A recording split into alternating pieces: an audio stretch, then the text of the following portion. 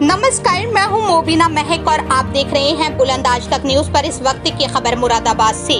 रामगंगा की बाढ़ ने मुरादाबाद में मचाही तबाही से नुकसान।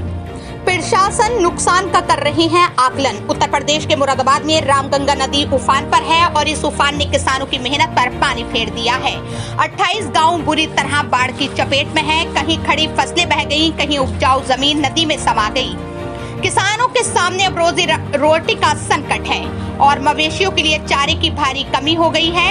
रामगंगा नदी का जलस्तर बढ़ने से मुरादाबाद के 28 गांव बुरी तरह प्रभावित हुए हैं। सबसे ज्यादा हालात मुंडापाटी ब्लॉक में बिगड़े, जहां कई गांव पूरी तरह डूब गई। छजलैट के 3 गांव, मुरादाबाद सदर के 2, डिलारी के 4 और बिलारी के 2 गांव भी बाढ़ की मार झेल रहे हैं। किसानों की करोड़ों की फसल बर्बाद हो चुकी है। धान, मक्का और गन्ने की खड़ी फसलें नदी के तेज बहाव में समा गई। कई किसानों की जमीन का बड़ा हिस्सा कटकर नदी में मिल गया। अब उनके पास न खेत बचा और न फसल। चारे की कमी से मवेशियों के लिए भी बड़ा संकट खड़ा हो गया है।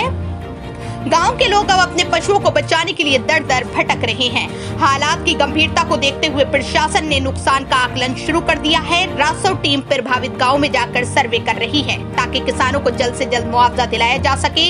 यानी रामगंगा की बाढ़ ने मुरादाबाद के किसानों को तबाह कर दिया है। अब सवाल यह है कि क्या प्रशासन का राहत पैकेज इन किसानों की जिंदगी को पटरी पर ला पाएगा या फिर बाढ़ का ये जख्म सालों तक उनकी जिंदगी पर भारी पड़ेगा। क्या नाम आपका? नरेंद्र प्रताप चौहान, मुंडापाटी। नरेंद्र जी, अगर बात करें बाढ़ की स्थिति हुई तो किसानों को कितना नुकसान हुआ? हर किसान का नुकसान है। हमारे मुंडापाटी में 40-50 गाँव में बाढ़ आ जाती है। जो नदी के किनारे के गाँव हैं उनमें हर किसान की नदी ने जमीनें काट दी हैं। फसल तो गई, 4 आर से सब खत्म हो गया, लेकिन किसानों की जमीनें कट गई, बिल्कुल नदी बन गई है।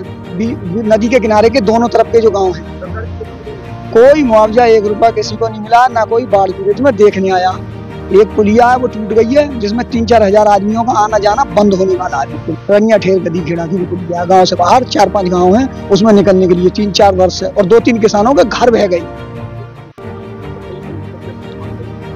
फसल को साहब जो फसल नष्ट हुई है उसका मुआवजा मिलना चाहिए किसान को। और जो जमीन कट गई है, यानी जमीन के बराबर में जो जिसमें फसल थी, गन्ना था, पेड़ थे, और वो सब बह गई, सब नदी बन गई। सर, मुरादाबाद जिले में कई ग्रामीण क्षेत्रों में बाढ़ की स्थिति थी, अब जिले की क्या स्थिति है और जिन किसानों की फसल बर्बाद हुई है उनके क्या कुछ कृषि विभाग की ओर से किया जा रहा है? मुरादाबाद जनपद में अभी रामगंगा में तेज से बाढ़ आई थी 10 दिन पहले, तो उससे काफी धान की फसलें और जो नदी किनारे फसलें हैं उनमें काफी मात्रा में नुकसान हुआ है। तो उसका जो सर्वे है अभी चल रहा है। जहाँ पानी कम होता जा रहा है उस हिसाब से वहाँ पे सर्वे कराया जा रहा है कि कितनी मात्रा में नुकसान हुआ है। एडीएम एफआर मैडम भी आकलन करा रही है हमारे कृषि विभाग के और राजस्व विभाग के। और यहाँ पे इफको टोक्यो बीमा कंपनी है, वो तीनों पार्ट के मतलब तीनों काउंटर पार्ट है उसके, तीनों के कर्मचारी जो है उसमें लग के सर्वे कर रहे हैं। और अभी 4-5 दिन में ये रिपोर्ट आ जाएगी कितना नुकसान हुआ है। तो उसी हिसाब से जो बीमित किसान है, जिनका फसल बीमा है, उनको फसल बीमा के हिसाब से दिलवाया जाएगा।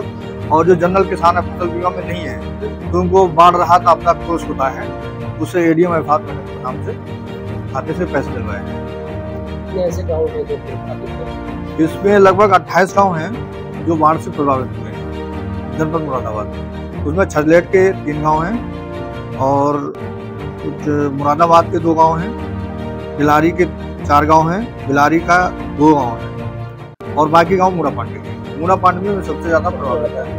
नुकसान का आकलन किस तरह से? नुकसान का आकलन अब सब खेत में पहुंच रहे हैं। जैसे धान है, अगर पूरा सूख गया है तो 100% नुकसान है उसका। अगर उसकी रिकवरी हो सकती है जिस हिसाब से, तो देख के पता चल जाता है फिजिकल रूप में कि कितना नुकसान है। उसी हिसाब से इसका आकलन करके रिपोर्ट तैयार की जाएगी।